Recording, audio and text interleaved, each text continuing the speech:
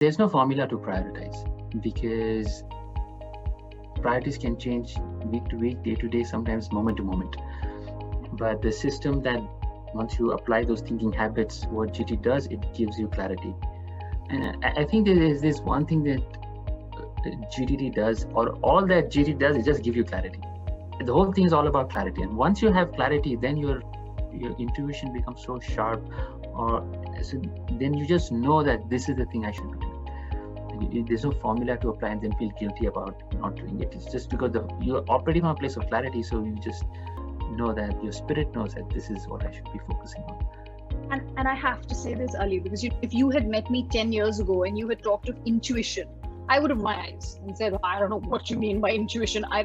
And in retrospect, that's because I was so busy all the time. I didn't give myself space to let that intuition surface. If you're always running all the time, if you're always group respond, you're not going to know what intuition is because you haven't given yourself space to hear it. What this system has allowed me to do is to create that space so that whatever I'm doing, I'm conscious that I'm doing it. I'm not just in the flow of it. And I think that's so important because I think in a way, a lot of people I know wear busyness on their shoulder like a badge.